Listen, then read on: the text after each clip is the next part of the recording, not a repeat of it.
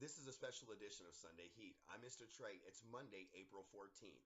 Today's Flames news is brought to you by the Colorado Springs Vikings Pop Warner Youth Football Organization. Again, if you have a player who's 5 to 14 and you want them to play with the elite football team here in the Springs, then you want to go and register them at csvikingspopwarner.com, and you can register them as early as starting today for the fall football season. Let's go ahead and let's get into the events of this weekend. The Flames took on the Raptors at Harrison Memorial Field. Some points of the game is that we have some defensive notes, offensive notes, and then special teams notes. I'll go ahead and I'll start off with the special teams notes. Special teams had a blocked kick or a blocked extra point, I'd say, and then they had a rush of the punters, the way I'll put it, that forced him to shank a punt, which gave great field position for the offense when they came on the field. The one point that I would say that stuck out to me like a sore thumb as an area that we could probably improve would just be on the kickoff coverage. I really felt like the Raptors running back just got too much yards and too much return, too good a field position, I should say, is where they were starting at. Now, before we move on to defense, I want to take you around the league and let you know what happened around the league. The Greyhawks were able to knock off the Golden Miners 41-25. I want to remind everybody the Greyhawks are simply the leftover players from the Pirates and some Titan players that reformed a new team when the Pirates left to go to the ADFL. Defense. Defensive line, everything starts up front. Defensive line controls the line of scrimmage, and what ends up happening is it gets them to where they're pushing offensive linemen back into the backfield, or they're getting through the line, and or they're just simply opening up the gap and controlling the gap, which allows the linebackers through on blitzes. Linebackers did a great job of coverage, and as well as blitz and contain. I mean, they were all over the place. Of course, Michael Scruggs, Dante Stewart. This is what they do really well. Defensive backs, couple picks. They also could have had a couple of more picks. There's a couple of blown assignments. Again, these are small things that just with some good coaching, and that's what they've got over there is good coaching that can be tightened up real quick. And these coaches are going to go back. They're going to tear apart the film.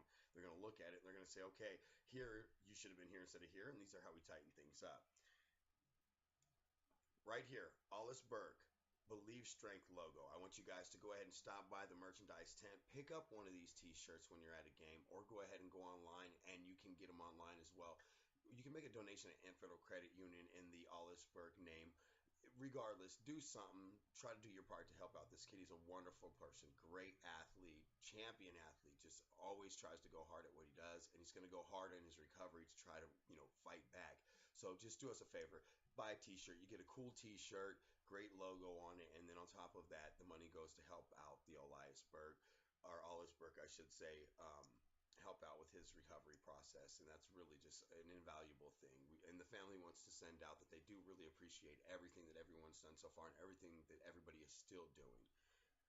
On the offensive side of the ball, a couple of high points that let's start with the offensive line. Offensive line looks really clean, and I say this knowing that we only have one returning starter from last year's offensive line. So the guys up front are really doing a decent job, all things considered. On the running backs, I'm really excited at the sheer speed that Emil and Clay bring to the table, and I am just head over heels excited about Patterson and Baker. Baker and Patterson are very large guys, and then on top of that, Patterson is listed at 220. By the way, I almost want to find a yellow flag around here somewhere to throw at you, Patterson, because I know you're not 220. There's no way, dude. You got to be at least 235. I'm calling it right now. On the quarterback side of the ball, couple notes. Buck's a pocket passer. I expected him to stay in the pocket, maybe get sacked a couple times, something to that degree. And he made a couple mistakes, threw a couple of picks, etc. That's just that's why we have preseason games. However, he had a couple runs where I was actually really surprised. He even took a shot on a run where he took the ball up for a first down, and I just got really excited because he seemed like more of a pocket passer during the preseason training camps and whatnot. And then when he came out there and he was able to move around and run real well, that really got me excited that we got a really, really decent guy there, with Buck.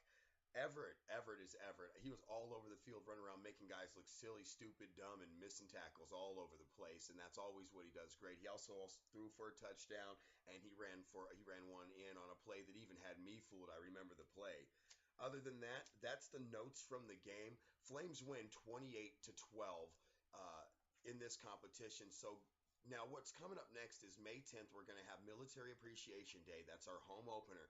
During Military Appreciation Day, present your military ID or retiree ID and you get into the game free. It's a really cool program that Flames do. We always want to give back to the military community here in this town. You guys do so much for us, so we want to do that. Or should say, return the favor. Other than that, this has been a very special edition of Sunday Heat on a Monday. These things might happen sometimes due to scheduling conflicts, but we're still going to keep the show Sunday Night Heat with the intent of, or Sunday Heat rather, with the intent of getting the show out on Sunday.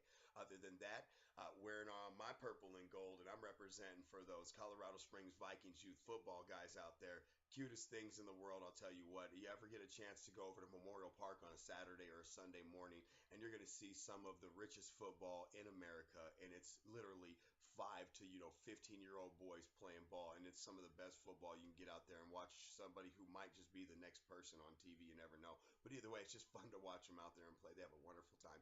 Great programs out there. I want to thank everybody that keeps youth involved in football. I want to thank the Berg family again. I want to thank the Flames, of course, for supporting our newscast. Other than that, I'm Mr. Trey, hashtag Too Hot to Handle. You can also follow me on Facebook, www.facebook.com/MISTATRE.